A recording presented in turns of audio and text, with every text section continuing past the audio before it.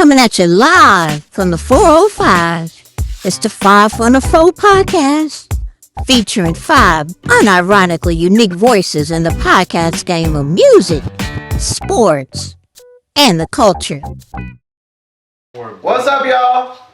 We are back once again, live from the 405. It is the 5 from the 4 podcast. I will be your host on today's episode. It's your boy Aurelius. Let everybody introduce themselves. Gonna switch it up this week and start with you. Tev McD. Greetings, salutations. It is I, Taylor. It's Aurelius. Konnichiwa. Alham. SD Tank back in the cut. So, on this episode, we're gonna switch it up as we have on every episode. We're trying to see what y'all are messing with, what y'all like, what you don't like. We're going to do a debate style episode. So we're going to have 3 big topics. And this first one is going to be about cartoons. So as some of you may know, it's a 100-year anniversary of Disney, which has brought back all the nostalgia around cartoons. And so we had a question about cartoons in our group message, and we want to bring it on the pod. So I'm going to pass it over to my main man, Taylor, to introduce this topic for us. So we have the ski was crazy. We have shout out to the Jets, and Sexy Red is pregnant. Shout out to her. I didn't know that. I didn't know that either until yesterday. Shout out Twitter. You learn something new every day. But formerly known as Twitter. Excuse me. Just Twitter in my heart. Facts. The debate was something you probably haven't thought about. It's one of those things that you haven't thought about, but when you do, you realize it's much deeper, and you're much more passionate about it than you realize. Mm-hmm. And it is everyone's childhood favorite. I don't care how old you are. It's cartoons, man. Everybody loves cartoons, waking up on Saturday mornings, watching cartoons with your bowl of cereal or whatever breakfast item. I always was partial to the Honey Bun. Shout out Honey Bun, sponsor us. Or at least me, please. Anyway. But the debate at hand is the age-old classic. 90s, excuse me, versus 2000s cartoons. Specifically, 1990 to 99, 2000, 2009. Sure. There are pretty much the fabric of all cartoon TV was made in that 20-year stretch, at least American-wise. Like, you got your SpongeBobs, you got your Fairly Odd Parents, you got your Hey Arnold's, your Rugrats, your Courage the Cowardly Dog, Dexter's Laboratory. Like, bro, there's so many cartoons that would come out in the 90s and 2000s. Mm-hmm. But we gotta do what we love to do, and that's draw the line in the sand there. This is my metaphorical beach. Mm-hmm. Draw the line in that sand. Even on a fun topic like cartoons, we gotta argue. That's what we do. Standing on business in the sand. Shout out Evolution. And my wrestling, Triple H, time to play the game, all that. But got 0 of those references. I know. Me and Tank. Shout out WWE. Facts. Yep. Bro, I acknowledge. But anyway, crowd. Me and Tank, we're Team 90s. I'm glad I'm not the only one that supports the old heads, because I am the oldest here, and it might be the underdog, so to speak.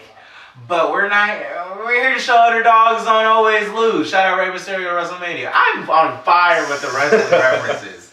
And then my good friends Tevin and Aurelius are going to be Team 2000. Holding it down for the 2000. Shout out to the Jonas Brothers.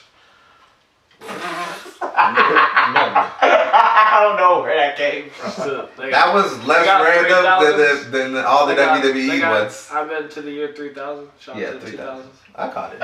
It 2000?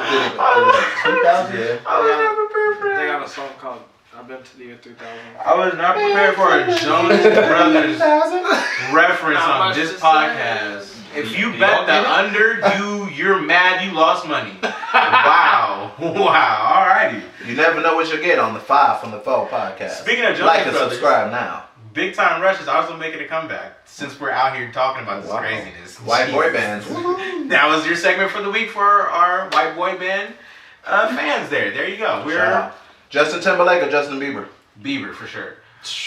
We're well rounded here. Come on. We're well rounded here. Sorry. That's a verse. That's an argument for real.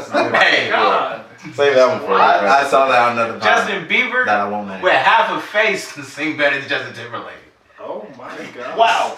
Okay, Where so you on? Oh my Get into god. the argument of right now, please. Taylor, I'll take over from here. Jesus. So I will be your mediator, and we are talking. Obviously, we're gonna do a classic debate style. Yeah. So both 2000s and 90s, we're gonna go opening statements. Right? We want to be very respectful of one another. Everybody's gonna say their point.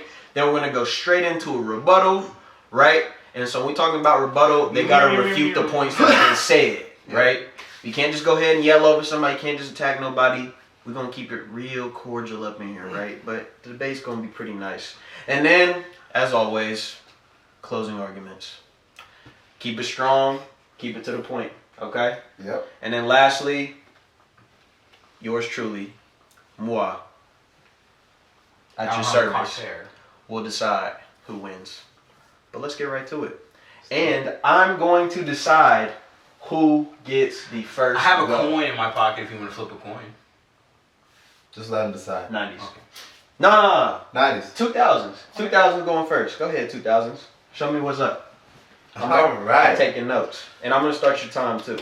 Yeah, please, Thomas. So we're splitting up. We're splitting up in the same, right? You. Yeah.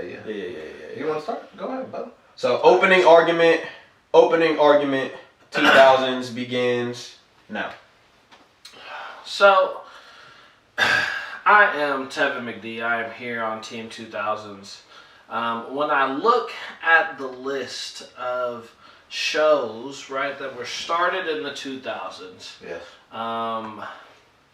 it just brings some sort of nostalgia to my heart, right? I think about the sort of old school Disney shows, right? The Phineas and Ferbs, right? The Kim Possibles, right? Old school, and then you sort of get into the old school sort of regular cartoons, right? The Teen Titans, the Batmans, sort of if you get into Cartoon Network, right? Okay. When I look at these, it gives me a different feeling, and it gives me a better feeling that these were a bigger showing for the shows in continuance, the shows that come here after. Because when you look at these shows you get builds off of in the new years, whereas the ones that were built in the 90s, I don't really see like the newer versions of them really popping off in the ways that the newer versions of those 2000 shows do. Yeah. Right? You got That's So Raven, you got Corey in the House, right? Mm-hmm. You get those new flip-offs that still go crazy, that still people are tapping into because they came in the 2000s, because I feel like that was just better for TV, for cartoons at the time. Absolutely. Agree with everything that my co-debater has said in favor of the 2000s. The only things that I would have to add are a couple specific shows that I think clearly carry the torch for the 2000s. Not insofar as popularity, though many of them are cult classics. They will have specific audiences that are very strong for them. But because of the story arc. Yes, cartoons can have a story arc, right? You have to appeal to a very specific audience, and that is young people, very young folks. And so these two shows, for a young Aurelius, sitting on his big old pillow, watching his TV, these shows for me, Cartoon Network, first. Codename Kids Next Door, spy show, made me see that spying on people was cool. They was living in a treehouse, a bunch of kids living in a treehouse, having all this technology, doing the things, saving the world. Codename Kids Next Door is the first one. The second one is, of course, The Proud Family. The Proud Family, your quintessential black family that not only was a great television show for so many seasons, but was also turned into an incredible movie. So The Proud Family and Cartoon Network is the mic drop for the 2000s. Oh, and maybe, Tevin, do you also have one of your favorite shows of all time that was the 2000s cartoon? I'm going to just say... I can't think of one, but maybe you do. I'm going to say two more. Oh, two. Because I didn't even get to put into my, respective mine. I'm a nerd. As all of you know, I was a nerd growing up. I like the numbers. I like all of that weird stuff. Yes, sir. Jimmy Neutron is one of those shows. Great show. That, like, it was the originator of what is science, what is the next level, what is not happening now, right? Flying cars, the highest food things that you can make, right? You think of it, they can do it, right? And then another one that was just fantasy. I love monsters and shit. Lilo and Stitch.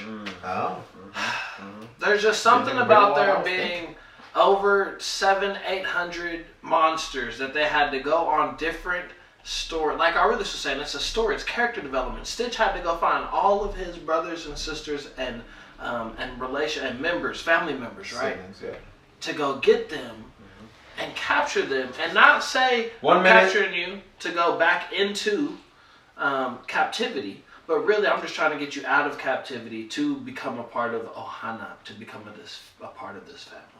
Come on, Ohana. And And don't you forget that Lilo and Stitch game on Disney.com was fire. The sandwich, catching all the sandwiches, I was cold. Hey, my sandwich was real tall. So you got the games, you got the television shows, and you got the movies coming from the 2000s Which one are you cartoons. thinking about? From Boondocks. my bad. Huey. Come on.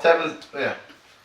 Boondocks. She got it tatted. The Boondocks, really. We have to ask in our rebuttal session, like, do the people arguing for the 90s have any of the 90s cartoon characters tatted? You know? What is your commitment to the argument for real? The commitment on the 2000 side is strong. As strong as it gets. A permanent tattoo, folks. It's deep. Permanent tattoo. It's deep, It's deep. for the Boondocks and the 2000s cartoons. Thank you, and with that, 1. we rest. Perfect at 5 minutes. All right.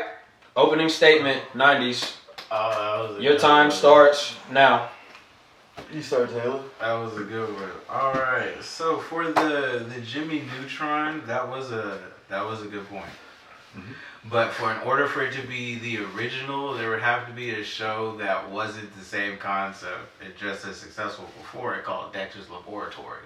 So it's kind of hard to be the original if there was something before it. It was a good sequel, own concept, but it's still the science kid who's a child doing obscenely genius things.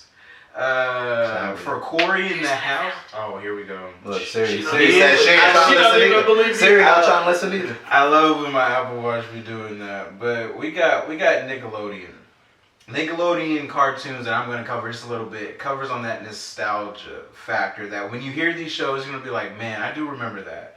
You're going to be like, man, that's some good ones. And then we also, on top of that, we got real home run hitters that can really franchise flagship shows that can be the bottom. But just, we're going to start with Cat Dog. We're going to hit off with a little bit of Rugrats. Rugrats has successful movies. The first movie I ever cried at 10 years old, Rugrats in Paris. Really? Shout out to divorced parents. Oh man, Chucky's mom had passed, and so my parents were divorced, and I was like, dang, Chucky ain't with his other parent right now, and I feel that. Oh man, first time I cried at a movie, I was real emotional. That tugged on the heartstrings. Another one, excuse me, the Ren and Stimpy show. The first show that is a childhood show that is just like absurdly dumb for no reason, but it's just the goofy kind of dumb. We hit the Wild Thornberrys. Oh man. Just pure. This is just the Pure nostalgia classic. heartstrings. I'm touching your emotions. And then we get Mr. Flagship, the franchise, my LeBron, my Michael Jordan, whatever you want to say.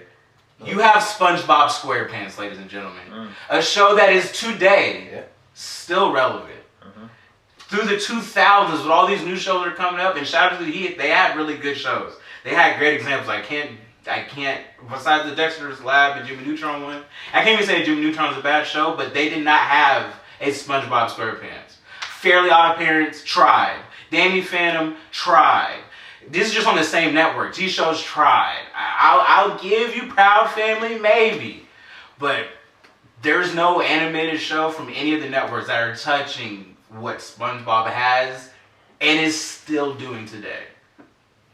Tank, you got anything on top of that, bro? Put some pizzazz on. I think to dive in deeper into what those shows were, and being the older they are, they set the bar high with the storytelling, and dive deep into these households, these schools, these trips and adventures that are taking place, and like in a bunch of these shows you see that that representation of that just the kids living in the treehouse like Codename Kids Next Door. Like what's the difference between Hey Arnold and they just on the block going to school every day? Different things. Hey Arnold come home and the lights off. Like it's a real they touch your heartstrings early. Same with recess. It's like these kids are just coming up to school and they got they got their whole little just different things they can bring into the school. And it's like I think that foundation led to the great success we've seen in the 2000s. Shout out recess, man. But that would be the only thing. Shout out really Stoop Kid. He hit the high points. Never want to leave a Stoop. Wild Thornberries. I'm trying to think some Rocket other one. Batman. Oh. Man, Batman, that animation, that was very different at its time. And that's tough because there's like two separate. There's the 1 minute. 2000s Batman and then there's the 90s Batman. And the animated like Batman Beyond series is very talented. Was that the one you were referencing? Yeah, Batman. Yeah, that one's tough, man. But that 90s Batman is just. It was a reboot of the original OG cartoons, and it's hard to beat that. Same with the Scooby-Doo series. It came back in the 90s, but it's a reboot. So I'm not really going to lean too strong on that because it's not original, but it's still a 90s cartoon. Still same nostalgic effect, and still holds up today. Scooby-Doo is still out here making bank today. So all in all, nostalgia and being the foundation is just a little, not much, because they took what we did and made it better, but you gotta start somewhere, you feel me? And it started here. Time. The 90s. With the rebuttals. So Taylor really already went into the rebuttals on his opening statements. All right, y'all. Coming right at Jimmy Neutron and all that, but now we know. Yeah. Now he's showing his whole hand. So y'all just I heard got it all my shows for it. y'all just heard the opening statements Not of both much 2000s and You 90s. keep bringing it.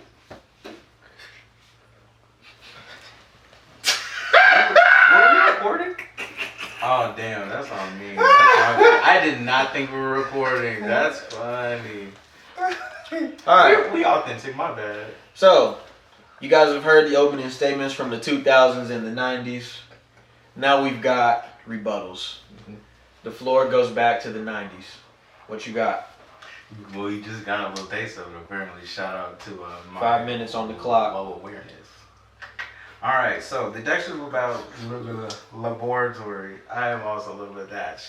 More coming on that. But Dexter's Laboratory is definitely the foundation that Jimmy Neutron had to build off of. Yes, Jimmy Neutron was Nickelodeon. Dexter's Laboratory was a Cartoon Network. But obviously one came out before. And the concept is still generally the same. A super genius adolescent child in elementary to maybe middle school age has a annoying friend that is not nearly the intellectual counterpart, but the comedic relief that he is lacking because all he is smart, which is good writing. Dee Dee is something that Jimmy Neutron does not have. Yeah, he's got Cindy, but Cindy just wants to do the whole, oh, I love you, oh, I don't like you. Like, stand on your business if you love your man. Be with your man, girl. You always was trying to rock with him, but tear him down. Jimmy didn't know what to do with you. Stressing my man out. Dee Dee was consistent. Dexter knew what to do when she showed up. Throw hands. Freeze her. Throw her out the room. Time travel. Space dimension.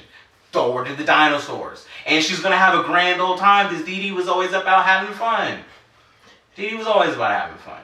So I think the well-encompassingness of that, I think Dexter is just the better foundation. Jimmy, I didn't like Sheen, bro. Hot take. Hot take. Sue me.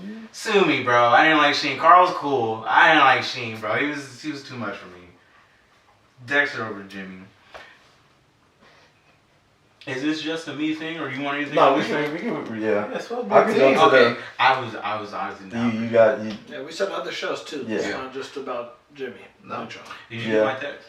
I'm gonna go more on a broader scale, kind of like Aurelius did with the storyline of and how they pulled those things. They the school environment, that approach on a cartoon, growing up, like watching those in my early days before I got to a SpongeBob, a Fairly Odd Parents, Jimmy Neutron. It really made school like, oh snap, school might be like that. I'm going on like Magic School Bus. We watching that at school, and then I'm watching it at home. And it's like, dang, this is more exciting. Like it's cool. Like they made it seem not as like, oh okay, we're kids not liking school and all of that. And I think to the 2000s, I think they kind of turned from that point to where it's like we want kids just watching our show rather than taking more things from our show, and because it's more relatable, I think, in a sense. The shows from the 90s were, just because it was more specific. Like it wasn't, yeah, he got this and you got to put the pieces together. Like, oh no, like in Fairly Odd Parents, it's like, okay, he's relying on them. His parents treat him like this, and these are really his parents. And it's like, but it's like in Hey Arnold, Wild Thornberries, I'm trying to think of another one, Doug. These shows it's a real specific, we focus on them. You see each aspect of what's going on in their the life. Fictional aspect, more of a realistic kind of show to relate to versus, oh, let's just have an escape show. This show is kind of like, this is what life would be like. We can curse. I was thinking we're on kids show. On cartoon. I know, having the kids mode, but like stuff you can relate to as like you're turning from 9, 10, 11, 12. Those are like big changes going from 4th, 5th grade, 6th, 7th grade type stuff. Yeah. And also your Corey and the House point. These are cartoons. Corey and the House. Those are real people. 1 minute. Yeah. Null and void. We're taking that. I just said I saw Raven and Corey in the So house. we're just going to push that to the side. But I'll take that. I feel that I don't have any more points to cover. Tank, you got any more points to cover? No. I mean, I guess I'll shout out the back end of the 90s and how you see they're evolving from where they started with their animations, storyline, and all of that stuff to, you got the shows like the iconic shows that led us to the 2000s, your Ed, Edd and Eddies, the inspirations for a Samurai Jack and things like that. So the end of it, I think it was a great trade-off. I'm leaning more side. I think me and Taylor leaning more towards the 90s. Pulled those strings for us. You got 10 seconds. All Alright, cool. You don't have to, but that's a fun fact. So just because you got 5 minutes don't mean you gotta take all 5 when you minutes. hit the minute, Okay. I was like, I'm good. Have you done? Yeah. Because you could get penalized for saying too much. Fact. You know what I mean? For saying just off the wall stuff. Anyways, next rebuttal. We go to the 2000s. What y'all got? I'll open up the rebuttal here, folks. Want to first hit on what I believe is the strongest point for the 1990s, and that is possibly the biggest cartoon of all time, SpongeBob SquarePants, which aired, I believe, in May of 1999. It had its pilot, officially was launched in July of 1999. And so just a technical point here, right? When we talk about the 90s, right? The heart of the 90s versus the tail end of the 90s, trailing into the 2000s. A technical point here around like the nostalgia aspect, like what do people really remember about SpongeBob SquarePants? Do you remember it as a 90s show, as a quintessential 90s show for folks who were born in the early 90s or late 80s? Or do us as 2000s kids, do we really remember that as our show? Because when I learned that, I was very surprised. And so just the technical aspect with SpongeBob, right? It's had far more seasons in the 2000s than it has in the 90s. So I want to first bring that up. I want to also bring, yes, maybe Jimmy Neutron was building off of this sort of science vibe or Dexter's Laboratory, right? But if a show has gotten better off of a similar concept, then Jimmy Neutron is ahead of Dexter's Laboratory. So want to push that argument to the side as well. And while the 90s do have very big shows like SpongeBob SquarePants, the sheer number of 2000s cartoon hits makes this argument very, very clear. All of the cartoons that we listed for the 2000s in our opening statement has made it clear that the 2000s were the stronger era than the 90s for cartoons. And I think my co-debater Tevin will bring up even more cartoons that make this case even stronger. Yeah, and I just want to hit on a couple points. First, this idea of nostalgia and hitting on a more realistic point of view, right? Mm-hmm. Two of the shows that we mentioned, right? Lilo and Stitch, right? A little girl who's being bullied, who's not living with her parents, who child services are trying to come get her, who she's constantly hiding from, but finds comfort in an alien that nobody else is trying to be around, right? How is that also not realistic? The Boondocks, a show about being black. The most black show that you can name as a cartoon. There's nothing more real than the shit that they talk about in the Boondocks. In terms of how it's like to be in school with racist teachers, how it's like to be not living with your parents, to be living with your grandparents. How's it like to be living in a world where all these people are going to jail around you who you look up to as heroes? All of that is being talked about in the 2000 show in the Boondocks. So for there to be it was more realistic in the 90s. I feel like these are definitely still shows that are showing and proving that, no, these are still very real shows. Another point, didn't want to bring it up, but like we could just be technical about it. Animation's just better as time goes on. Like, let's just be real. 2000 animation is just going to eventually be better than 90s animation. I think that also is a big hitter for a lot of these things, right? A lot of these animations and cartoons just look better. And then the last thing, talking about stories, like, y'all got Magic School Bus, banger. Banger. VeggieTales, banger. Backyardigans is ours. Banger. Like, and I get when you're talking Backyardigans. about like shows that are built off the others, right? But I feel like that also goes to the whole ladder aspect. Because the Backyardigans was after, and some of that stuff from the Magic School Bus was newer, as time goes on, that shit wasn't as new. And the shit in the Backyardigans was newer and more crazy. And you know what I mean? And though, like, it might not be fair, but we also weren't watching it in the heat of those shows. Outside of those shows that were in the 2000s for real. Well, I mean, as they were coming out. Let me rephrase. We weren't watching those shows as they were coming out in the time periods that we're arguing, right?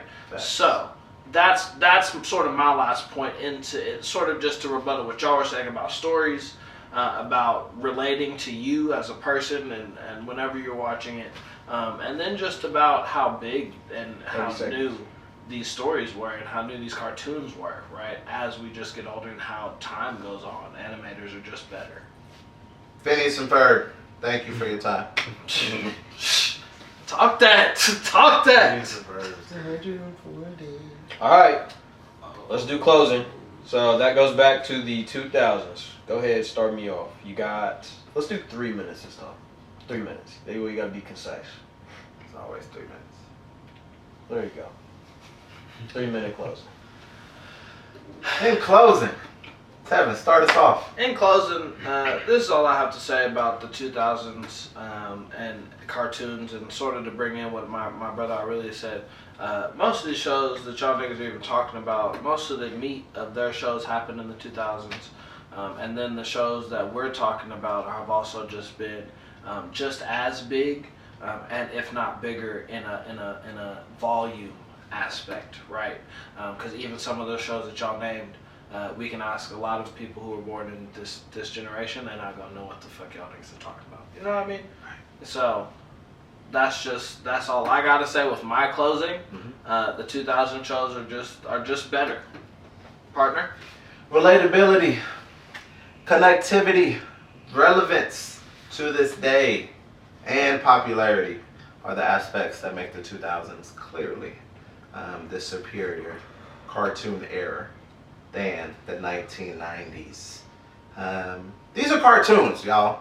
When we talk about like what we could connect to and what was real and all, they're cartoons. It's animation, right? They can do stuff that like we not doing every day in our real life. And that's why we really love cartoons, right? It's because it is an escape, right? On a Saturday morning, right? Or a long day after school, right? We are connecting with these characters in a way that is like very different than our experiences. But also there are some aspects that we can relate to, as we talked about in the last section. And so the 2000s are clearly better for all of these reasons. The shows are better. The story arc is better. The animation itself is better.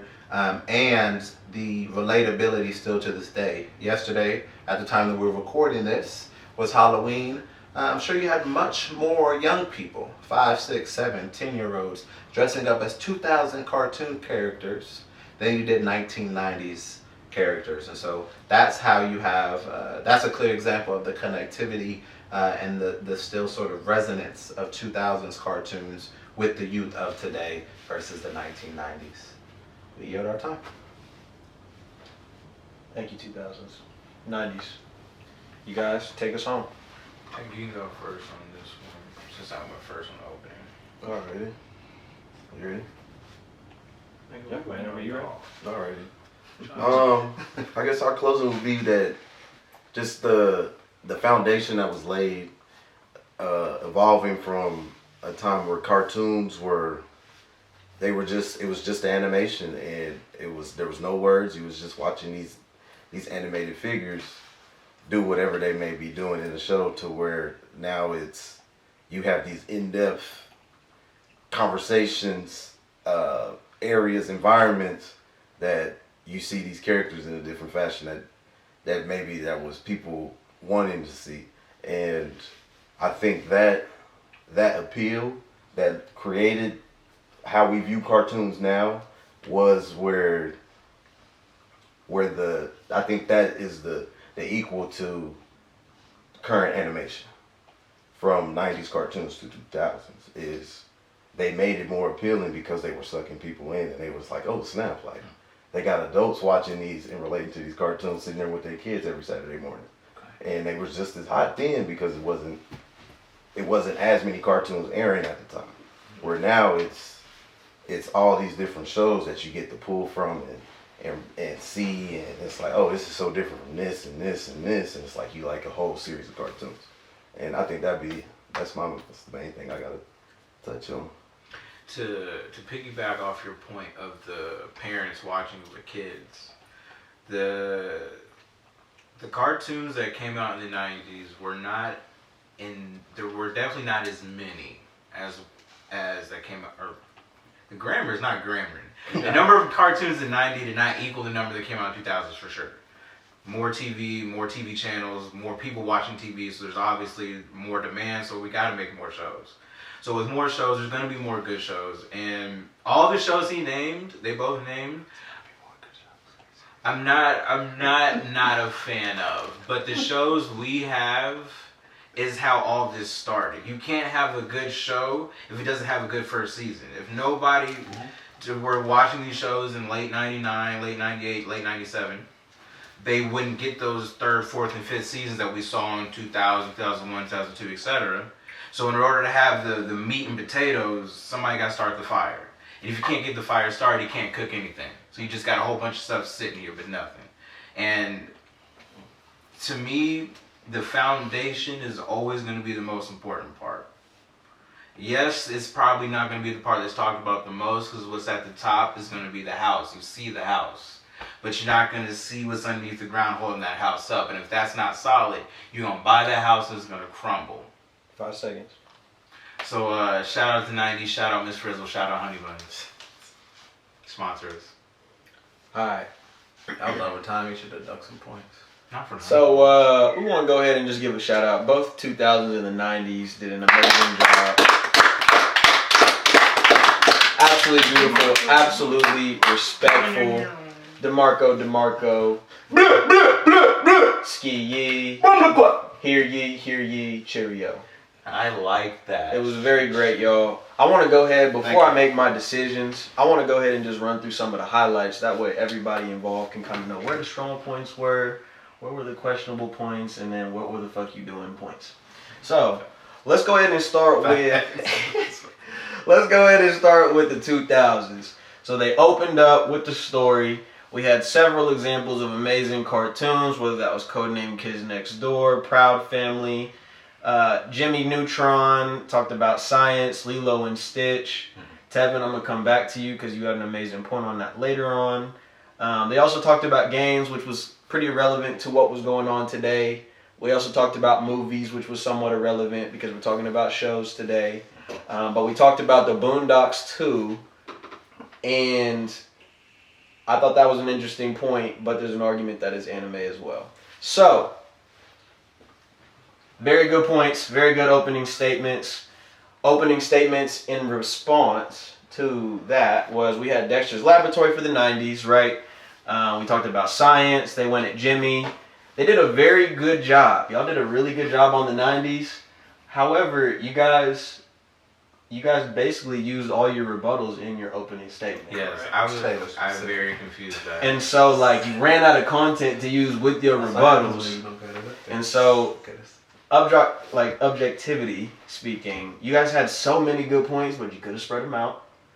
And you guys basically didn't respond to the 2000s. Aurelius came really hard he came back with the SpongeBob, made an exceptional point that I would have never thought of, in that he actually looked up the date of when SpongeBob was. It was May 1st, 1999, and it's at the end of the 90s. And so there's an argument to be had whether that falls in the 2000s or whether that falls in the 90s, but it wasn't in the heart of that.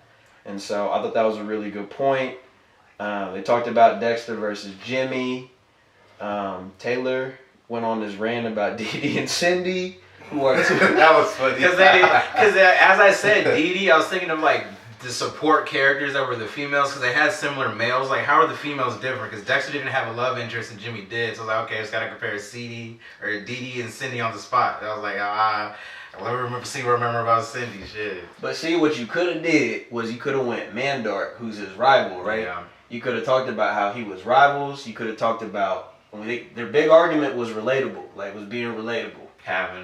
And so talking about rivalry, kids or rival, at the end of the day, he was still a kid. Fact. And also said that he said the 2000s took children away from the realness.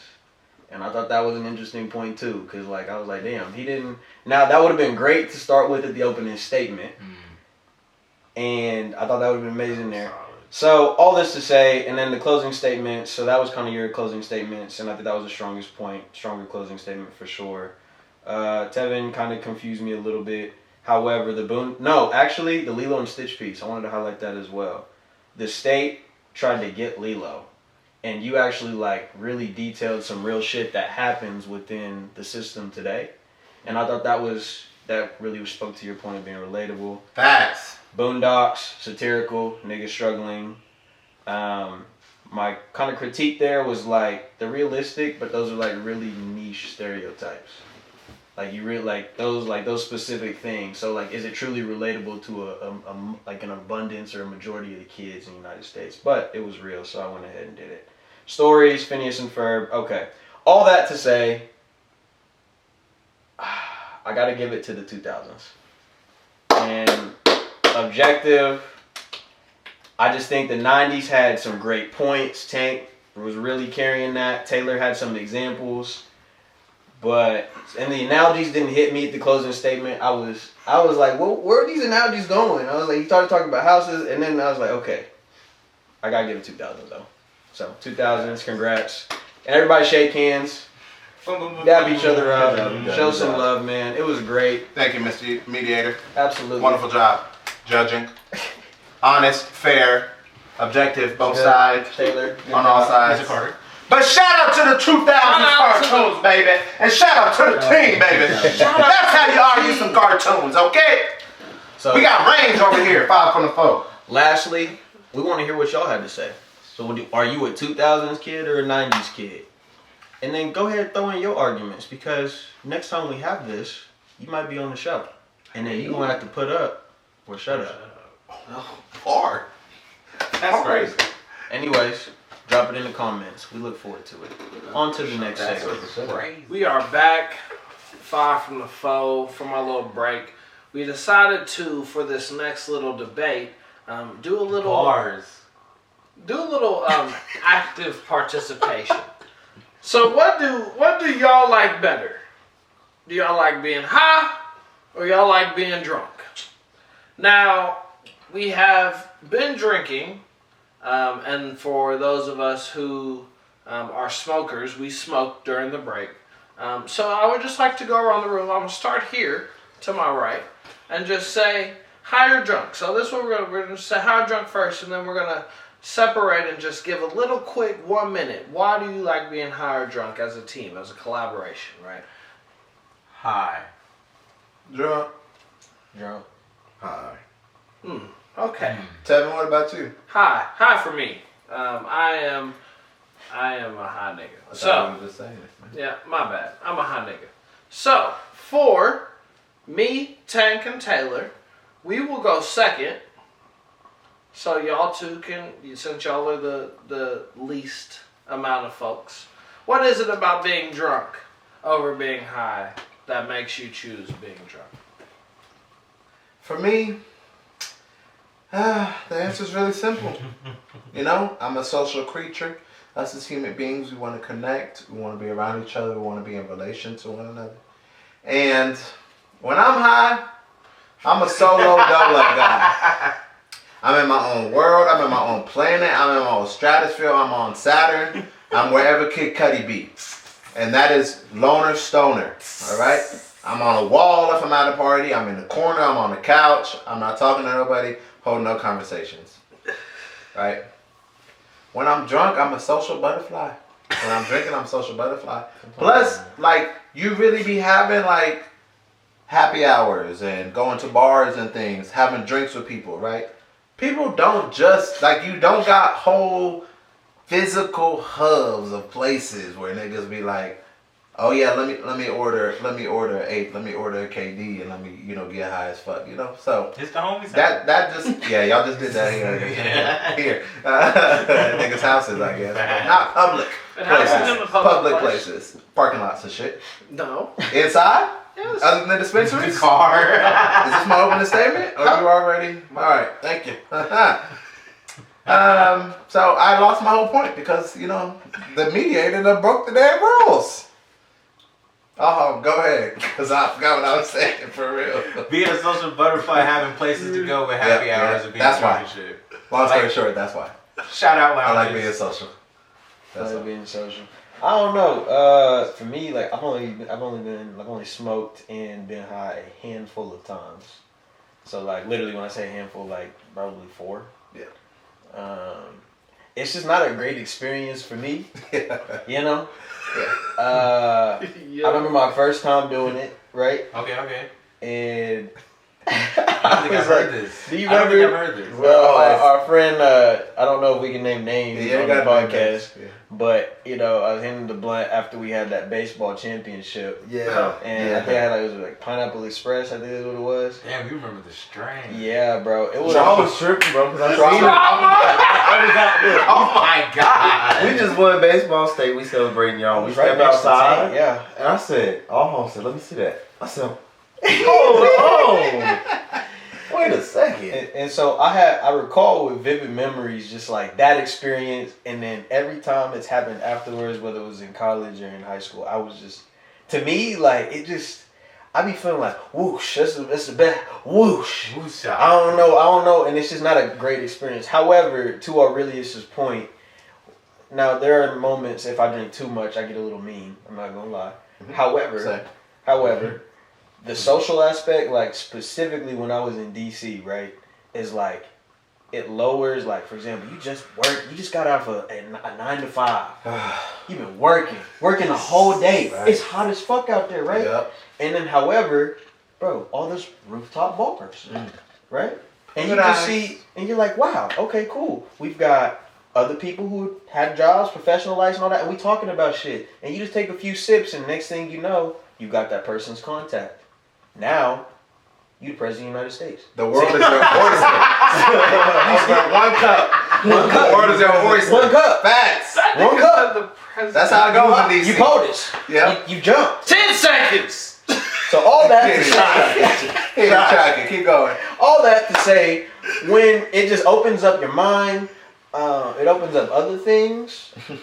There are other experiences that are a lot better when you're drunk. This nigga's hilarious. Oh, Say it with your chest. Facts. So- Say it. And that's facts, though. All that to say, there are other experiences, That is facts.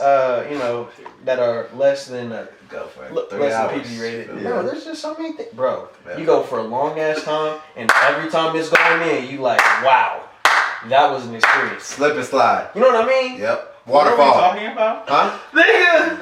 Amusement parks. Amusement parks. Rides. Yeah, riding. Moon bounces. Oh, watermelon. Depending on what you're Drinking that looking watermelon. I feel.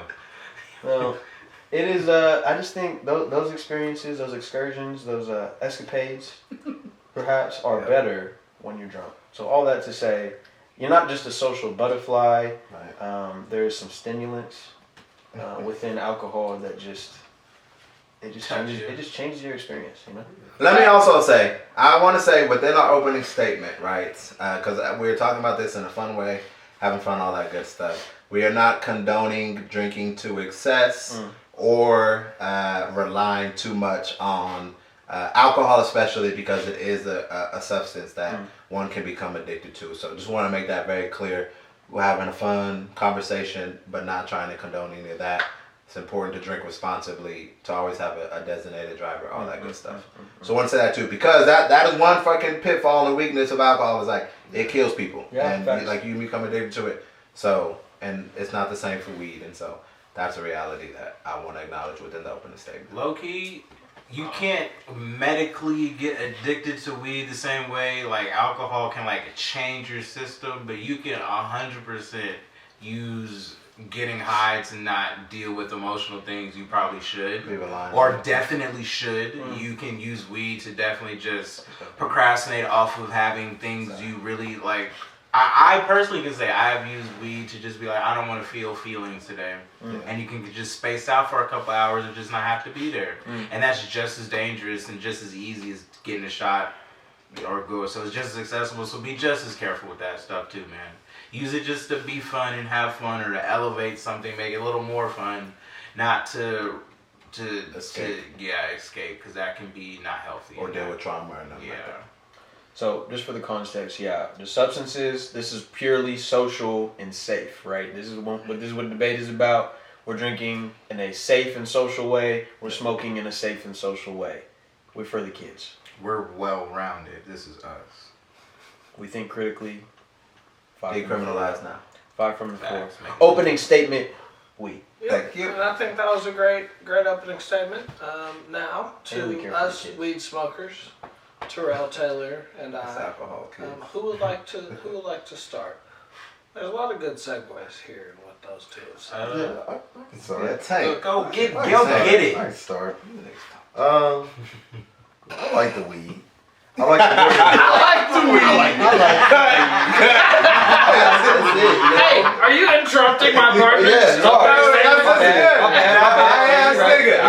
You're right. Opening statement, respect. Go ahead. Like the weed. Like the weed. But I ain't gonna lie, I like it more because back when I was in college and stuff, it was like being an athlete. It was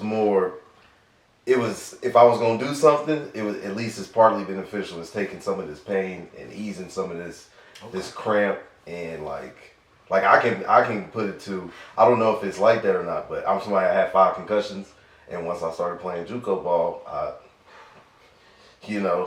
dibbled and dabbled here and there, changed some things up, and when it was in a space where it definitely. I played that and didn't have no concussions, didn't have no injuries, major injuries or anything like that in that time, where it's like, it was like you could feel the build up, the stress, the tenseness, and it definitely eased that, but also just like I don't have an effect after I've done it. I'm not hungover, I'm not feeling sick or nothing like that. Fair enough. Food, everything tastes good that you already like, right? If you like ice cream, all ice cream tastes good to you. Your favorite ice cream tastes the best. Now imagine you can get that ice cream, right? And that first taste, that first scoop of ice cream is every scoop of that bowl. That's what's being high. That's a great description. That's how it feels, hilarious. Because it don't mean to be alive. Endless. When you see funny. my go-to munchie food, this is back when I was still working We'll out. find munchies for the people. Munchies is when you get a little elevated, if you will, and you get hungry about 45 minutes to an hour in, kind of on the come down a little bit. Sometimes you smoke a lot, you're still high, but you just get a raging hunger. You need to satisfy it. But it's not a meal. It's something that's kind of, you know, a little... Just want a snack. Look around before you say this kid's got a trainer or a dietitian. A little bit kind of junk foodish, if you will. My munchie food, hence the munchie nickname, used to be a bowl of ice cream and nachos. It was, I was working out a lot, so I put a lot in my body that I felt I earned. I didn't earn it, but that's not here nor there. The nachos felt like the first chip with the ground beef, the cheese was on there. Every bite felt like that first bite. It's amazing. Listening to music when you're going through an emotional period in life. People say getting high makes you feel more of what you're already feeling. And when you listen to a song that you already got an emotional attachment to, and you listen to that like stoned, you feel it in a whole different way because you truly go back to the day you first heard that song and it first touched on you like that. And you're like, damn, you feel that again. Or a love, like being in love when you high, you listen to a good love song, you think about your shorty, you feel that married man, you, that first night when you was like, nah, that's her, you feel that. Them random days where you're like, she does that one funny thing that just crack you up, and she be like, what you laughing about? And you hear that's like, let me stop. But like food. Certified lover boy. Food. I'm about to go get a honey bun after this. Shout out Honey Bun, sponsor us, please. I got two things. Music, creativity. Weed makes music better in a way that alcohol does not. And as a music head, there's just something about the way that the music taste that I already have. And some may argue that I have the music taste that I have mostly because of the amount of weed that I consume. That's a great point. Neither here nor there. But I would argue that is a key. It makes me appreciate music a lot more. And then my creativity. When I'm drunk, I can do things, right? But when I'm high, it opens that third eye of my poetry. I'm a poet. It opens my creativity box. It really helps me get into a different space in terms of my writing capabilities in a way that alcohol does not. And so that's why I like getting high. So in the comments, let us know what you like. And remember, these are all responsible usages, right? What do you like to do when you're responsibly using? Do you like to be drunk or do you like to be high? And we are about to get into our newest section, hosted by Taylor Scobie. And if you like to do both, be a crazy guy. Tag hostess, tell them to sponsor, shout out Honey Buns. Alrighty, we got a little, this is a fun episode. So we're just going to put a little fun on top of our fun cake here. We got a good old-fashioned Would You Rather. Championship team editions for the NBA. This is just an example. I'm going to give Team A versus Team B. People will give their sides as to, oh, you know, Team A had this, and this. Team B had that, and that. And then we'll see what the comments decide. Next episode, let us know who you rocking with.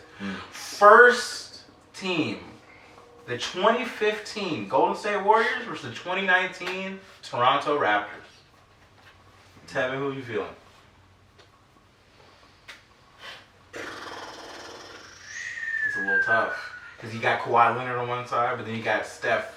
The beginning of Steph being Steph on one side. Was that the year that he broke the 3-point record and all that? No, because that was the year that they lost. That was 7-2-10 year. So this was the year prior. This is first MVP season. This is like I think I'm gonna go 2019 Raptors. 2019 Raptors. I think I'm gonna go 2019 Raptors because.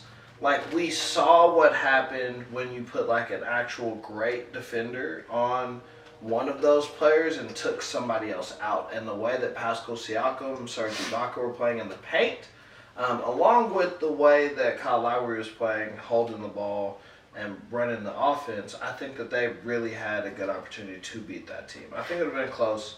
I So you said got I the said 19 Raptors in 6. Aurelius. Are we saying who would win, or who do we Who do prefer? you Who's think is the better team? Better team. Yeah, so I guess that would also say who would win because you feel that team is better. Okay. But truly, who do you think is the better team out of those two? And this again maybe not be about who's the better team, but for me, I lean towards the 2015 Warriors because it is the start of a dynasty. It is the start of the lore of Stephen Curry. Even though the nigga did not win the Finals MVP that year, got outshined by the GOAT, but doesn't matter because he's the GOAT, right? Is that like that Warriors team? Like that was the start of the Big Three, all of those type of things. And so I'm going with the Warriors. Who you feeling, man? Warriors. So this is the year with Andrew Wiggins, right? No, Harrison Barnes. Yes, Excuse me, Harrison the Barnes. original. I'm sorry. They're the same. They're the same. They're both like Similar positions. You know what I mean? Like players. Okay. They the three. So I'm gonna keep it simple. I'm gonna do 2015 Warriors, and I think Aurelius made some amazing points. Oh, yeah, got one rap, two. Start of a dynasty. Iggy was obviously exceptional. But I just look at those teams like, okay, so am I choosing Steph or Fred VanVleet? Easy. I'm choosing Steph. Am I doing Clay or am I doing Norman Powell? I'm doing Clay. Am I doing Andrew Wiggins versus we don't go with that. Or excuse me, Harrison Barnes. They're relevant, bro. Both of them are relevant. The fact They're you just just keep average getting niggas. away. But Kawhi, right? And then Yeah, we're going yeah. Pascal Siakam or Draymond. Draymond's locking the fuck out of people. Yeah, that Draymond is not the same. different. But I feel like Draymond. This is Draymond. This is like MVP, and then the center would have been Kayvon Looney versus Bogut. Andrew Bogut versus Bogut on Marc Gasol. He was serviceable, but Marc Gasol was probably He was old, getting beat up. This isn't like this is the end of Marc Gasol's career. This isn't like this isn't the Got bigger the burst. ship. So yeah, 2015 easy. Tank, who are you feeling on this one? We got 2 Golden State, 1 Toronto. I got the Warriors. Ooh, I like this. Okay. I think because they're both championship teams. Mm-hmm. The in the Raptors case, it's that they were. I think they piece by piece were constructed like as a quintessential NBA team. One superstar, great supporting players. Yeah. In all aspects. Facts. Whereas the Warriors, it was they had the perfect pieces and the perfect system. Yeah. So like there's a perfect team, and that's why I lean with the Warriors. And all drafted. Yeah. And All drafted. Can I just I want to give a shout out to Pat McCall, who actually won the championship on both teams. Shout out to him, So man. 3 rings. He got 3 rings. He won one in 2015, then he turned around and won one in 2019 with the Raptors. He got them back to back So- with the Warriors in 17 and 18, and then joined Toronto in 19. Yeah, he won 4 rings in a row. That's crazy. Good for him. Next team. This one might be a little spicier. That one seemed pretty concise. This might be a little spicier. Actually, yeah. 2012 Miami Heat that beat the Thunder, not the one that beat the Spurs. That team. Versus the 2021 Milwaukee Bucks that beat the Phoenix Suns. Is that? This time we'll start this way. Versus the 21 Milwaukee Bucks. Giannis' only rank. Yes. Got it. Versus the 2012 Giannis Miami and Heat. Chris Middleton. Is this 270-pound LeBron? Yes, this is this is 2012 enormous his ass. first championship. Maybe We'll his start with prime. him. Who knows? Yeah. The start of it. Maybe. I don't know. The Heat. Yeah. You taking the 2012 Heat? Taking Heat. 'Cause I don't think the Bucks, that team, is beating the Thunder that year. Okay, I felt like this might be the one. That's This good. might be the one Yeah. that get That's the good. wash. Yeah. Because I was like, Let's see. Let's find out. We don't know what the home but yeah. I'm taking the Heat too. Just 270 pounds. I already know y'all. I was gonna pick But let's against see what LeBron. he says. It's 270-pound LeBron. D Wade was still in his prime. Chris Bosh was very usable at the time. You know what I mean? He Still an all-star. He was an all-star. What was Yeah. crazy and he was that nigga, and he took the back seat. And then plus you had Mario Chalmers hitting random ass game winners. Yeah, no, 270. I don't. And to Take's point, the Thunder are beating the 2021 Bucks. KD, Russell, James. Yeah. Okay, So you know it's what? LeBron playing with vengeance. Like, Is that the question? 270 Is pounds. that the question? playing angry. No, it's not. It's not. 2012 Miami Heat, LeBron James, D Wade, Chris Bosh, UD Heat all-timer. Pat Riley put one of the greatest dynasties together. You know what I'm saying? Like Matt Miller. 20, like that team was stupid. All due respect, Giannis, that Milwaukee Bucks team was also okay, though. I was definitely cheering for my guy Chris Paul in that final specifically. But I guess gotta be the 2012 Heat. Like, that was the start of an arc for LeBron that we simply just have not seen in NBA history. D Wade was still right there. He was still excellent. As Alham just alluded to, like, Chris Bosh was great. You had Mario Chalmers. Like, that Heat team was stupid. So, yeah, it's got to be the Heat. Matt Miller. 2012 Heat. And, like, to beat... And I know, like, now when especially OKC fans look back, it's like we were so young, which is, like, true. But you also, like, that Miami Heat team dismantled Kevin Durant, Russell Westbrook, and James Harden in 5 games. Like, made them look like little boys, which they was little boys. But, like, you know, they made them look crazy. So, like, what they were. It was like that team was so much more dominant, whereas that Milwaukee series against the Suns, it was, you know, it was a challenge. It was a dog. Lost the first 2, then won 4 straight, yeah. And so, yeah, that's why I would go with the Heat for sure. All right, Shout out to the answer, GOAT, LeBron. What is your answer? What that nigga say? LeBron James. LeBron James. Come on now. Like, there's not a lot of LeBron James teams. I'm still the same nigga to argue that if LeBron James won game 1 of the 2018 finals, this guy. but that's a very different finals. Goodness gracious. Right? I'm still that nigga, right? But it, like, these niggas who are still arguing me are the same niggas who was like 72-10 Warriors team is finna beat the shit out of LeBron's team too. So, 73-9, excuse me. Got spec. Anyway, but alluding to LeBron James, like, I'm not choosing against him. I'm a Bronsexual. Like, he's beating a lot of niggas, most niggas, really, if we're having these debates. So, Okay, so 2012 Bron is dominating Giannis. Can I add one more thing? Yeah. If DeAndre Ayton is on the court, Jesus Christ, you automatically lose. That Bucks team struggled with Chris Paul shooting mids and DeAndre Ayton on the field or on the court. 2012 Heat would dismantle they would have swept the hell out of that Bucks and the Suns. Nobody's guarding D Wade. Nobody's guarding Chris Bosh. Chris Middleton. You got Drew Holiday. Chris Bosh is a better version of Chris Middleton. Drew Holiday would have Niggas been forget solid. about Chris Bosh because he got hurt. Like, he had a serious Drew Holiday would have been heart better than condition. LeBron though. Would have had it. Jimmy was a better defender than both of them. Andre was a better defender than both of them. LeBron still averaged 28. But we're not here to That was a discuss wash. The next one. This should be a much more you competitive said that was one. gonna be 'Cause that was spicy. crazy. I thought, but niggas just did not King respect James that Bucks is team. I was like, crazy. damn. 2012 Oh, LeBron. it's just But- LeBron. 270 pounds. The 2010 Lakers versus the 2013. Say that again for me. The Sorry. 2010 Lakers, the Boston Celtics beating Lakers versus The Lakers beating the Celtics. Yes, I did say that backwards. Versus the 2013 Miami Heat. Is 2010 when they beat the Thunder the first year? Okay. First round?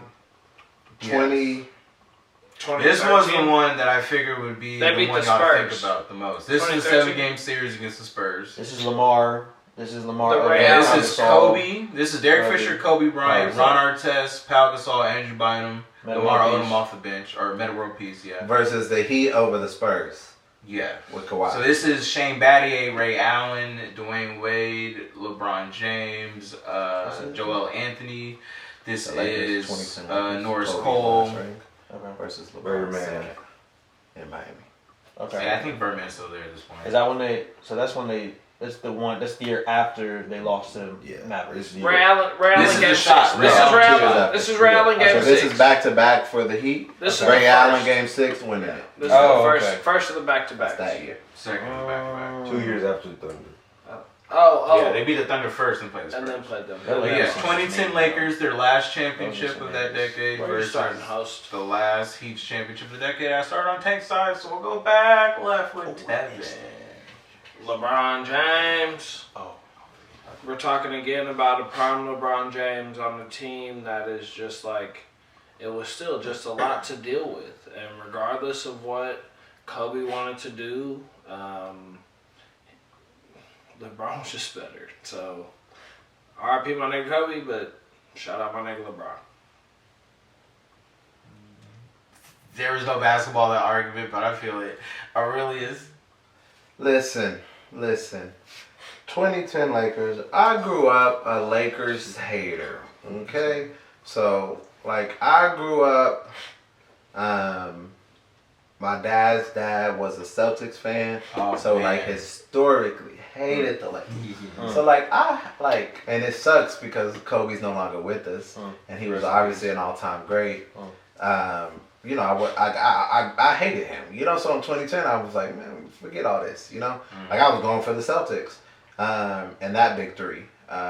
You know, at that time, but the Lakers obviously pulled it out. Kobe got his 5th, which was the big ring, one more than Shaquille O'Neal, his former running mate, and his you know villain at the time.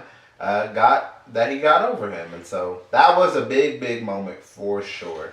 And how they won it was also huge. Him and Pau Gasol. Like Pau Gasol has his running mate who he's a Hall of Famer now. He was inducted this last year with Dwayne Wade and I think Dirk Nowitzki and some other players. But like you don't really think about Pau Gasol as like just an all-time dominant player. So the fact that Kobe won with that is spectacular. The 2013 Heat, LeBron, D. Wade, Chris Bosh won against the San Antonio Spurs. Against the greatest coach of all time, which can't be overlooked, Greg Popovich, and against a team that was going from the old guard of the original dynasty with Tim Duncan, Manu, and Tony Parker in them, into right Kawhi's reign. Kawhi was like, "This is my team. This is me." Right, and we saw that in the next year when Kawhi won the Finals MVP in 2014. Right, and so that is really why I'm giving it to the Heat here. Like Tevin said, you still have LeBron at his peak, still climbing up and up and up. You have D. Wade still playing very well. And then you add the assassin of Ray Allen. At that time, the greatest three-point shooter of all time. Though now we know it's Steph Curry. Like, he is a top 2-3 three-point shooter of all time, Ray Allen. You pair him with one of the top 2 greatest shooting guards of all time in Dwayne Wade, and the greatest small forward and possibly the greatest player of all time with LeBron James. Like, that is hard to combat with Kobe Bryant even still playing excellent and Pau Gasol, who is a Hall of Famer, but just really isn't going up to bat with that Heat roster. So I got the 2013 Heat over the 2010 Lakers. Okay. Where are we going on? Okay. So I don't even know if this is for the sake of argument. I do think that the Heat were a deeper team. But Kobe is he was a beast. Like, when I say beast, he was a dangerous man, as Stephen A. Smith likes to say. He just, bro, when you play against the Mamba, bro, he's coming at your throat every single play. Yep. The Black Mamba. No offense to D. Wade, because he's a Hall of Famer. Love him. Love the Flash, man. But, like, when the Mamba steps up to the plate, that nigga will score 70 if he had to score 70 to win a game. He would tire yourself out. He used to get big in the off season if he knew that he was beat up the last season. If he knew he needed to work on threes, he was going to work on threes in the off season. Like, he was just a different type of man. And so I'm trying to remember who exactly played. Who came off the bench for them? Was that like Steve Blake? Lamar Odom, Sasha Vujacic. Sasha Vujacic started. Jordan Shannon Brown came Brown. They had a pretty solid bit. The Lakers, it's for their time, Jordan Farmar, Lamar Odom was a 6th Man of the Year winner. Yeah. And was that bench Mac Miller, Shane Battier, John Jones, or James Jones? Mac Miller. I said Mac Miller. Rest in peace, Mac Miller. Yeah, Shane Battier. Shane Battier started for y'all. Mac Miller again. It was Chris Bosh at 5, Shane Battier, LeBron, D. Wade, Mario Chalmers. Tevin loves the name. He do love him some Mac Miller on this podcast. One day we're gonna do a highlight reel of Tevin's best slip ups. Yeah. Is that Mac Miller? That's my nigga, D. Montgomery. Illuminati's worse, for real. All I can say, 2010 Lakers. 2010 Lakers. 2 for the Heat. I think 2 for Heat, 1 for Lakers. Kind of where Alham was coming from. I do think the Heat are a better composed team, but they any Kobe championship year is like, oh man, I don't know, it's gonna get done by any means necessary, and I hope LeBron James is prepared for that battle because like that was the one we was hoping We for never got to see in it. 2012. Yeah. Shout out to Thunder, bro. Shout out to Thunder. That was never got to that see was the it. one. That would have been the year. Would have been like, oh no, it's the King versus the Mamba. Yeah. And let's end this debate here. He got 7 games, and I don't know. I think Kobe, if they in that setting, I think he got a little bit more fuel to the fire. I also want to say that same series, 2013 Heat, that was Greg Popovich's strategy, right? Yeah. It was like, look, we know LeBron can dominate us down low on the fast break. He's a human freight train, right? Is what the commentators always call him. We know that, right? Make him a jump shooter. That's what was Greg Popovich's strategy. If you remember, in that final game that they won, LeBron came off the wing. Kawhi sagged off of him. LeBron took his step, got his feet right, and what he do? He hit a jumper to seal the series. So, like, that was the series where LeBron really proved, like, his clutch gene and the fact that, like, I can do it from the outside and the inside. So, I want to say that, too. Like, he proved that clutch dream against an all-time great coach who was like, listen, if LeBron's going to beat us, he's going to beat us from the outside. And guess what he did that series? He beat him from the outside. I just want to also just sidebar and say what you said too. Like, I'll also say like I was also a Kobe hater. I just wasn't a fan of the Lakers, right? So I'll say that prior, and that is something that we didn't get to see. That is one of those sort of conspiracy molds. Same with LeBron and Michael, right? It's that idea that Kobe in that same tip shared that clutch gene that people say. Michael had, right? It's that same instance that we don't get to see that we don't do pods. we don't say that LeBron has, which even though we've seen statistically that's not the case, we now just start to argue because it's not statistically the case that it's because who he goes against now, which is still like, why does it always have to be something else? But also, it is just interesting to sort of think about how different and how deep, right, those games were. And like, look, people talk about how Ray Allen had the shot and how he saved LeBron's career. The whole reason they got there was because LeBron decided to suck it up and shoot and nail down the 3 to tie that game in the beginning, right? Like there's so much that happens in basketball games where greats do things that folks don't talk about. That's like, LeBron still has that clutch gene. LeBron still does these things that felt like he said. We make him a jump shooter. Yeah. I'm going to knock down this 3 to make sure that we back in this motherfucker. So that Ray Allen could even do what he got to do, right? So it's just, I do think it's a good comparison, but it is still good to just think about all those different angles of those different. Like this Monday, I want you to just He's think. getting shot. Shot myself. Is it gone? Yeah, it's gone. All right. You the rock of podcast. Most electrifying ass nigga over there. Shit. Shout out Dwayne. But that should be your skit. Like, you just whatever that rock character is, that's who you are. Most electrifying. electrifying. So funny. Taylor. I'm gonna do it. It's a WWE. It's a WWE. Bro. Since we being corny, bro, that joke was like a Monday. Better when they leave, not when they come in. Oh. He got. What did you drop? Well, that's all, folks. Nigga, fight back. That's all, folks. Fight back, nigga. I was crazy. Fight back. Bars, nigga. Sweet chin that nigga or something. Figure it out. Bro. Give us something. 619 that nigga or figure it out. Bro, when they go out. Because you ready to get out of Monday if you don't get it. Damn. Hey, you know what's crazy? At the end of the Monday, you always have your Monday Night Raw. And that's your wrestling topper right there. Oh, wow. Longest running. He gonna get him with the dad jokes. He gonna get him with the dad jokes. He got that one. Let's keep Yeah, going. but this one's gonna be more of a rapid fire. I'm gonna feel like when you hear these two names, that just initial one that just shoots out first, just a little bit, like take it and just run with it and just stand on it, and you might even surprise yourself a little bit. That's what I was just trying to do. Let's get it. First one, coming right out the gate with it. 2000 Shaq. 2000 Shaq. Sheesh. Versus the first ever unanimous MVP, 2016 Steph Curry. Oh, Sorry, but wow. I'm going Tank. Oh, wow. Where, 2000 Shaq, 2016 Steph. Where are you feeling? Jesus Christ. Oh, wow. Too tough. 2000 Rapid Shaq. fire. Where you starting? I'm starting this side with Tank right there. Favorite or more like Who do you think? Which season was better? 2000 Shaq, 2016 Steph. 2000 Which- Shaq. 2000 You Shaq. taking 2000 Shaq? You taking 2000 Shaq? Yeah. Shaq or Steph? Unanimous Curry. Taking Steph. Where you feeling? I don't like the yellow man, but I'm gonna take the yellow man. Taking Steph. I was thinking yellow and purple. That's hilarious. Because purple and gold. We got 3, 2 and 2. Okay, I get to do it. We got devil's advocate. All right. Both. Ooh. I'm a hold head. I'm gonna take the championship. So Shaq won the ring. Steph didn't. Steph actually choked a 3-1 lead. So damn, He crazy. did.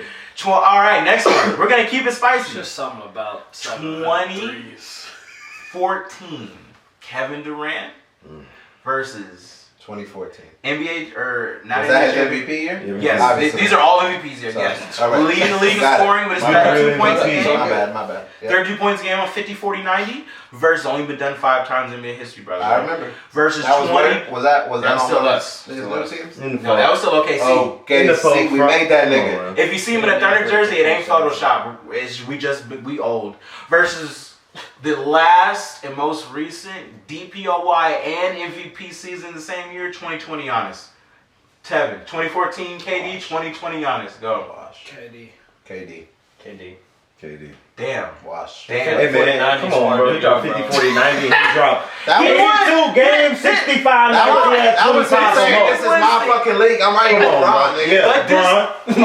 Hold on. That year was. What if I told you Giannis scored the same amount of points to this nigga and was the defensive player of the year? They both had 32 It's cute or whatever. We talking about a 7-footer with a handle of a guard and a shot of a freaking 3-point sniper.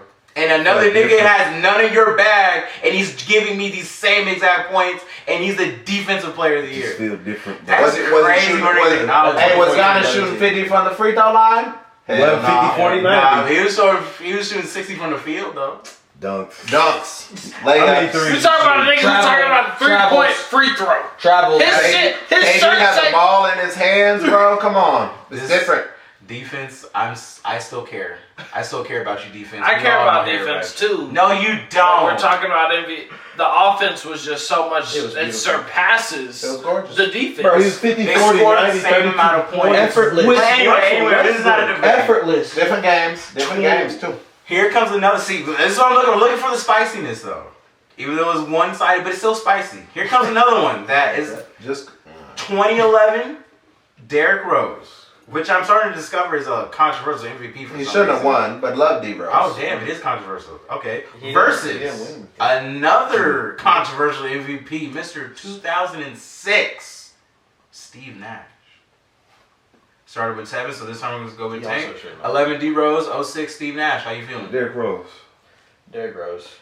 D Rose, man, like the fact that you had that much athleticism and that little of a body as D Rose, like that will always be more Didn't he impressive. dunk on That- Steve Nash? Bro, that'll Yeah. always be No, more it's impressive correct, to me than even D Rose. I mean, even Steve Nash and all of his. Hey, I just want to say shout out to the Texas Rangers. We here in Oklahoma. This is the closest baseball team to us. Maybe I don't know if Kansas is closest, but anyway, shout out to the Texas Rangers for winning it. Shout out my boy Trav and all the Rangers fans. Shout out my boy. And that's it. We not really gonna cover baseball much, so that's what y'all But get. yeah, It's it's what the y'all playoffs. get. It's their first ever championship in the history of the team, They've bro. been around since You're 1961. seeing They old. history right now on November 1st, 2023. I The picked Rangers, 2011 year. No, that was disrespectful. I was just Shout out to the Arizona Diamondbacks. Y'all had a good season. I wish the Phillies would have come out because also another, shout out to my dad's dad. Big Phillies fan, but Diamondbacks got there. It's cool or whatever. I know y'all sad. Probably will never get there again, but shout out to the Rangers. Now get the fuck off my field. Bye, Felicia. See ya. I picked Derrick And they Rose. won in Arizona. That's crazy. I Yeah. picked Derrick Rose. I just there's something about just an That an dunk? Like, how we- athletic like- nigga. Bro, That is as freaking like visionary and iconic a dunk. D Rose's 2-hand On his behind neck. his legs up to right here, as LeBron's, as Jordan's freaking free throw, like all of that, impeccable. So And they won 61 games that year. They had more wins than the Miami Heat. bro, like if Chicago never got one because LeBron was just so dominant. But Yeah. The East was so scared of LeBron, it was crazy. Excuse me. And who you got, Taylor? I'm definitely D Rose because he took that shit from Kobe. So Yeah. He took it from Shout out Steve. Like Steve Nash was still hooping, but like he took that shit from Kobe. Kobe should not have one MVP. And Steve Nash shouldn't have won that. It should have been Shaq. We got plenty. We got plenty. Oh, it could have been Shaq, LeBron, or D-Wade, or Kobe. Shout out Shaq. Shout out Kobe. Shout out LeBron. Kobe should not have just one MVP, but that's neither here nor there. And I got 2 LeBron fans on here, and they're good content, and they're very well-versed LeBron fans, so I got to have another LeBron topic in this. So I want to get it a little interesting, because I ride hard for this guy. It's 2013 LeBron James, not 2012, but 2013, versus 2022 Nikola Jokic. LeBron James. I think we did tank last time, so Tevin. What was the year? 2013 LeBron and 2022 Jokic. That's like 260. Well, speaking of the king, damn. LeBron James. You talk about a nigga. But what was Jokic doing in 2013, hold bro? on. Was that Sitting on his fucking the couch. 27 game win streak year? Yeah, Was 2013 yes. the 27 game year? The 27 game win streak year when the nigga was averaging a triple double? Yes, the nigga. Did Jokic average a triple double on the season? Yeah. On the Okay. season? He's average. Yeah. I don't think he did on the season. He was On 9.8. season? No, He was 9.8. Bro, that pretty nigga- damn impressive for a center to do that. And that Incredibly impressive. It is impressive. LeBron James. This nigga LeBron James career average over 21 years is 28, 7 and 7. 27. I'm not disagreeing with you. I think No. But I don't this is disagree, but I'm this just saying, year like, versus yes. that So year. I'm putting into this. This Oh is my the God. year that he won 27 straight games, averaging a triple double, averaging over 30 points, and shooting over 60% in that 27 game win streak. He didn't average that over the year, obviously, but he obviously averaged over 27, 7 and 7. So it's still like we're talking about a nigga who was 280 pounds. Moving and running like a football player on a basketball court. Very fast. It's too much. Fuck that white boy who's cold. No disrespect. He's cold. He's Fuck not that as white good boy, as no he's disrespect not is as a good as crazy he's not as prime. And he He's meant not it. as good as a prime LeBron James. Like in the slightest. That nigga not Bo Jackson. That nigga can't say this is a hobby to me and be the best. He not a nigga. That's not how this works. Can I Oh, he's being serious. can I ask a question? 'Cause I Taylor feels strongly about Jokic. He though. does. I do. Damn. Jokic is the best feel player a in the world. trend with our LeBron comparison. Yeah. So I want to ask you a Better than question. Ask it. I'm If- Right now, yeah. If All time. Because we're starting to get to a point where we're seeing multiple, like, current players, like, over the last 5 years, maybe a little bit before that, do things that LeBron James hasn't done. So what would it take to convince people that, oh, snap, that season might have been better than LeBron James? So when you said things that LeBron James hasn't done, are we talking specifically about these random facts that niggas compare Shea to Michael Jordan for? Like how many? No, but 30 it's point not. random. It's That's there's not a a random stat. It's not a random Niggas stat, though. That's don't the- have 25, 6, and 5 with Yeah. steals and blocks because niggas aren't well-rounded no more. And niggas don't average over a 20-year career 27, 7, and We're 7. talking about a season, though. No. Yeah, no, that's what I'm But saying. We no. can't keep comparing LeBron James. And so regardless of the season, right? Regardless of the season, That's right? specific season. We're talking about specifically a nigga in the times that he played in the East, all the MVP seasons, and we haven't even gotten to the argument that LeBron probably should have won more MVPs than what he's got. A nigga who went to 10 straight. A nigga who in the East did not see the finals outside of his first 4 years, and he still saw it in one of those first 4 years. Back when the East had real competition, that's neither here nor there. And did the East not have real competition, or is it that LeBron James was just so much His of best LeBron James? competition was